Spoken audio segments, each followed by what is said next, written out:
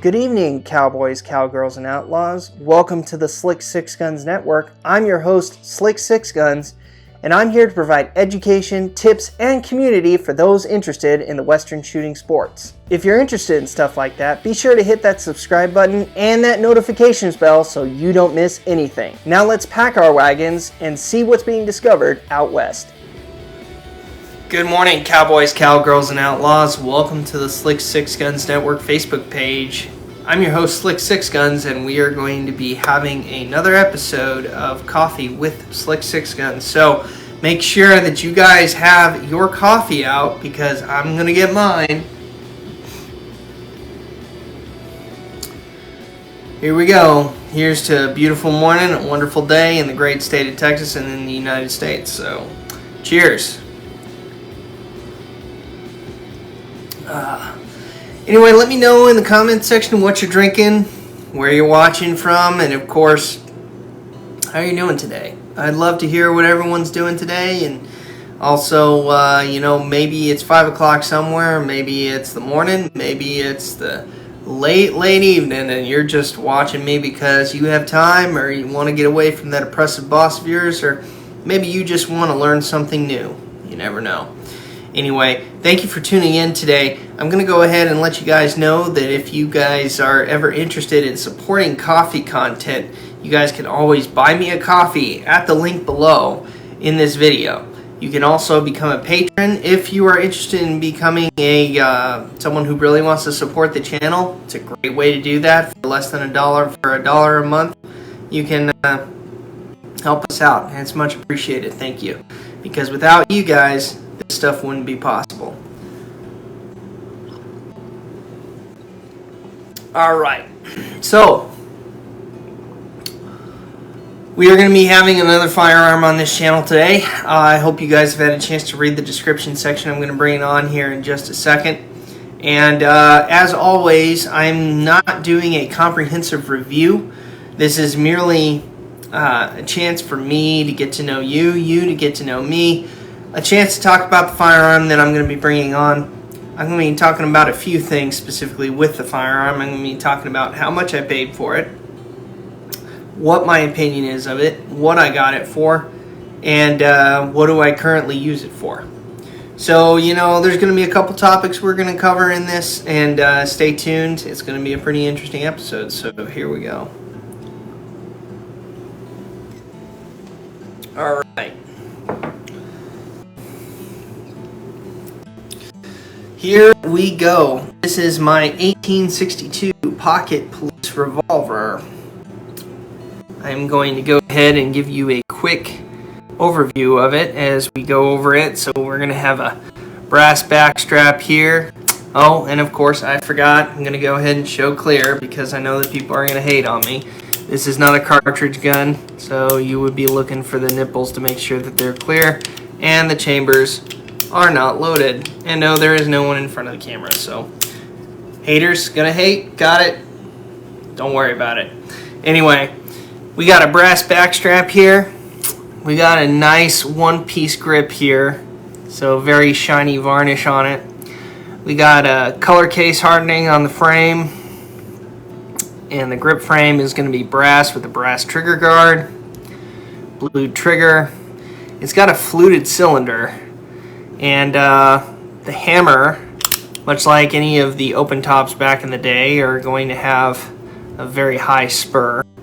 And the rear sight is on the hammer, much like an 1851 or an 1860.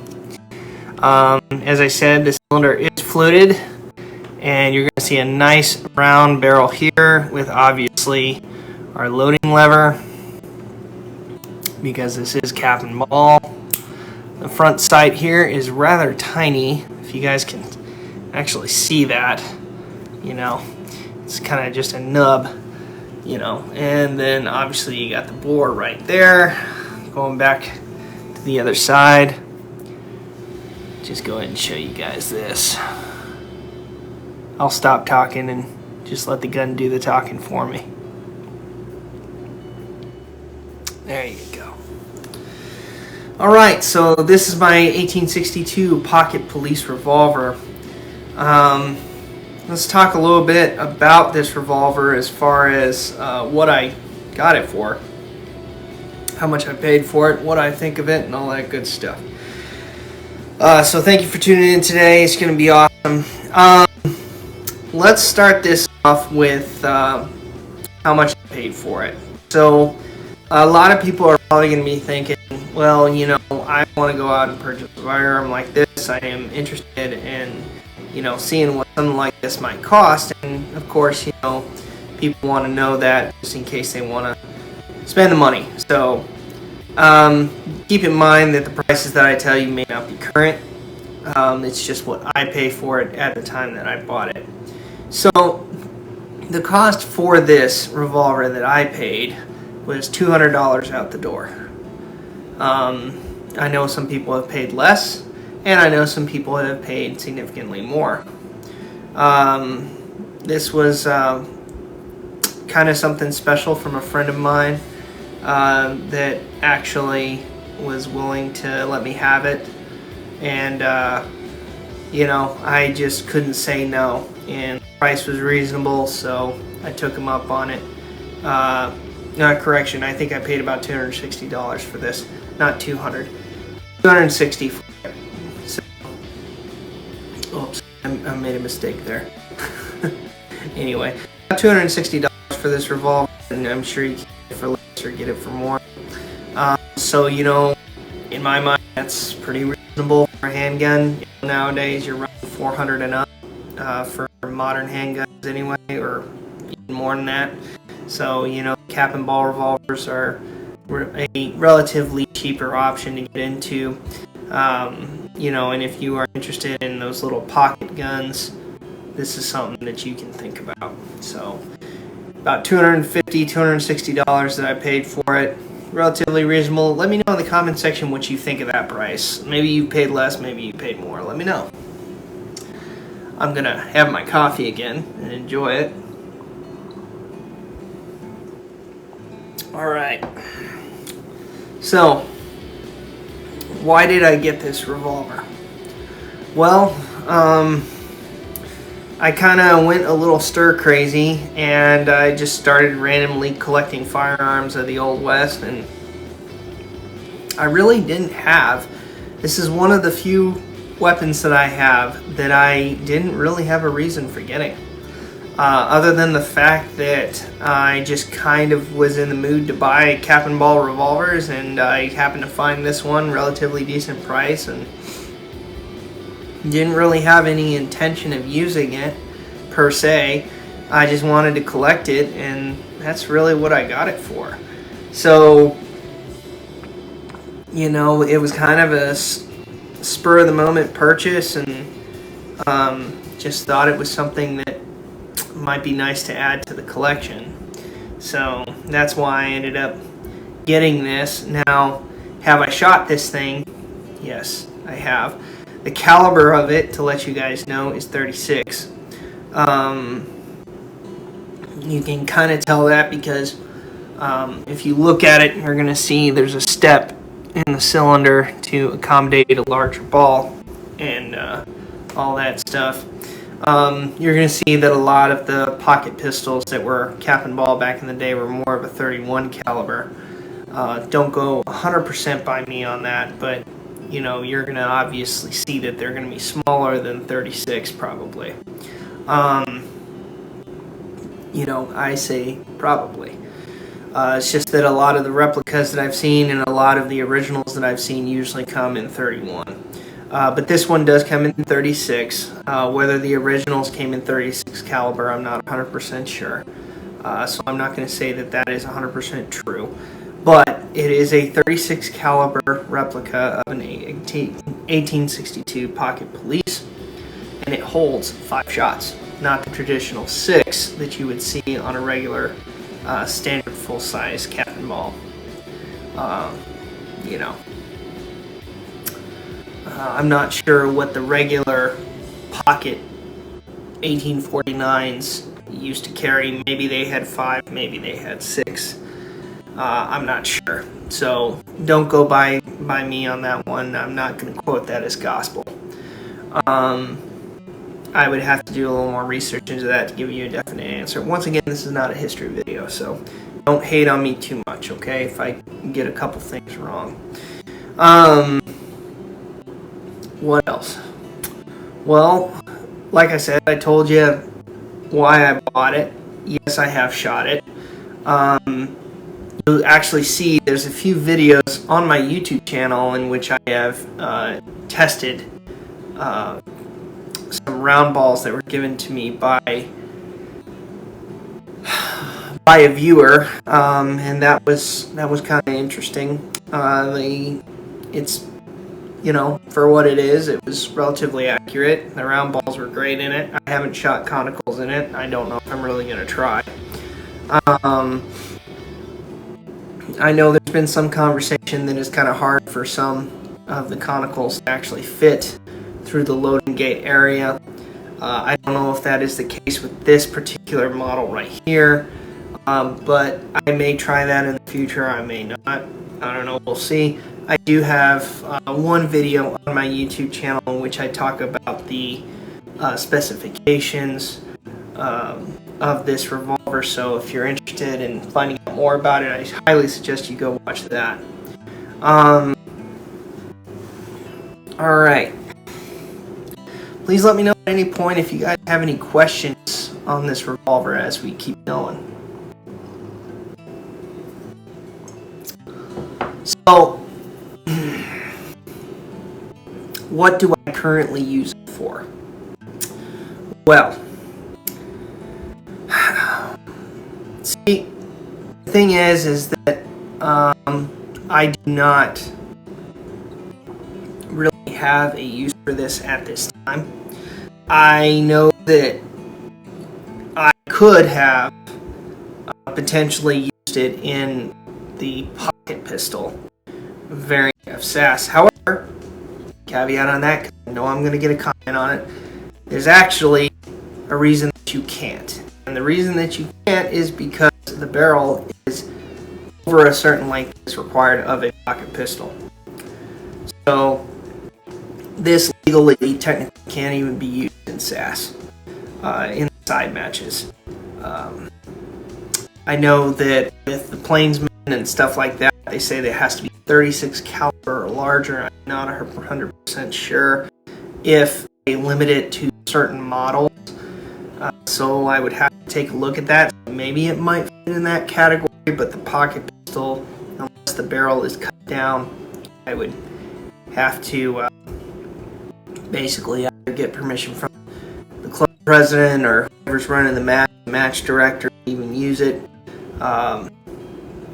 or not take it all together. So what do I use it for? I just use it for fun.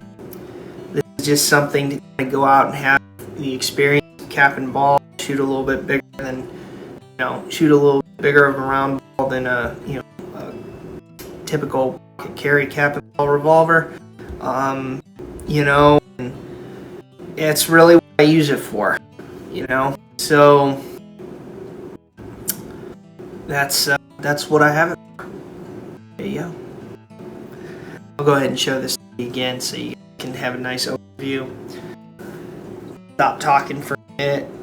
Just show you guys the revolver. I'm sure you're interested in that more than you're interested in me talking, which is fine. Doesn't bother me.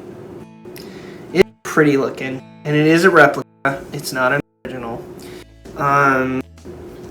It's not made by Colt. It is made by Uberti. So, but it's a decent reproduction. I have not had. Well, we'll talk about that when we get into what I think of this revolver. Okay. So let's talk a little bit about my opinion. Now, keep in mind that this is my opinion. I know that people are going to go off on me a little bit with my opinion, but everybody got their opinion, and I have mine too. But as I said, this is not a comprehensive review. So let me talk to you a little bit about what I think of this revolver. This honestly is my least favorite revolver that I own. And that doesn't mean I don't like it. I just like shooting it as often as I like shooting things. So why is it my least favorite? Let's talk about that. Well, first off, I can't really use it in the side that I wanted to use it for. So that's kind of a ding. That was kind of an issue on my part in that I was not smart on what the length was required. So therefore, that's what it is. So that's kind of a ding against it. The other thing that kind of is against it is works. Works. Don't get me wrong. This revolver works fine for what it is. However, I don't always trust the wedge. The wedge, you guys can see here, does not have the type of fastener here. Screw on the other side just goes in and basically assist in being the wedge. There is no lip to secure it, so kind of like the screw doesn't even need to be there. It's just there for the look. What does that cause? The problem with that? Well, it makes me a little nervous sometimes because I know that after repeated fire, the wedge kind of gets loose. So that causes me to not only think of it as a reliability issue, but kind of a safety issue. So that's something that I don't like about it. I do like the look here. It holds great. I haven't put the cylinder, so good thing. For being a longer barrel, it's a little bit more accurate than you would with a short barrel, so kind of nice. After about 10-15 yards, pretty good. I taken it out any other than that. Grouping on it, shot it was pretty good. There was no damage to the revolver when it comes to the cleaning up, and obviously the black powder use. I've been able to keep it relatively it's relatively easy to take I think pro as that kind of has to do with the wedge I've got there, so that's kind of it's easy to do. I'm not having parts off because tolerances are so tight, so I think that's something kind of good. The lever is reliable. It's not easy. It doesn't feel like it's not seat at all, so I think that's relatively nice. It is a decent grip, not terrible. I caught naturally. Obviously, the other is you can live if you want, because you see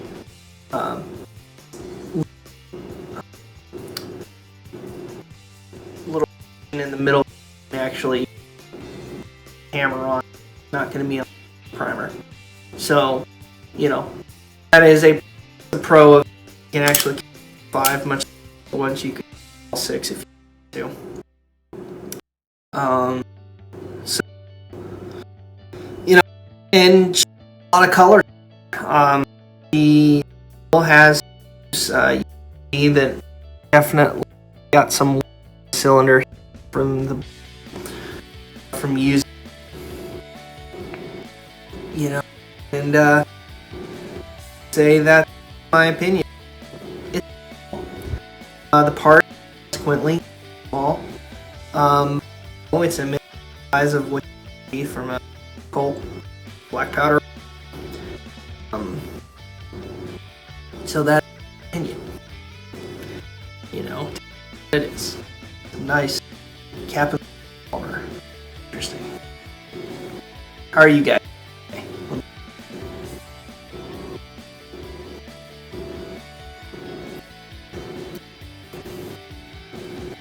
I'll also a little bit kind of going on,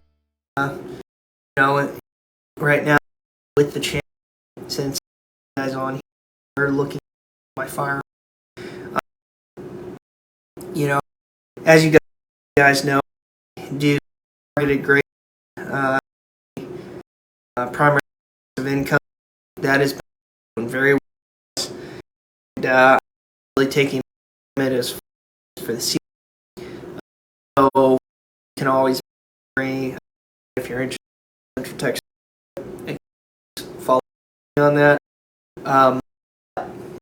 I why I break getting really once I have a law and the nation was mission into the wasn't necessarily need to go because there was slightly less for me. So taking a break as a result.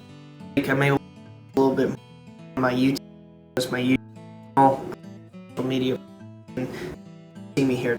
My goal is to go ahead to this week a little bit more than I usually do and get more presents and into the swing. Surprising, post a decent amount of this year. Our quantity is able to pay, able to that, but able to do more I want. I go a year and to do channels work as always, and feel free to subscribe to the YouTube if you haven't already. So, and I hope this episode I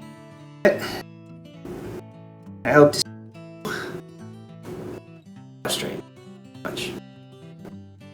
Description section is a link to our Patreon account if you feel like supporting us. Don't forget to buy me a coffee as well. It's cowgirls and cowboys. I hope you enjoyed this video as much as I did.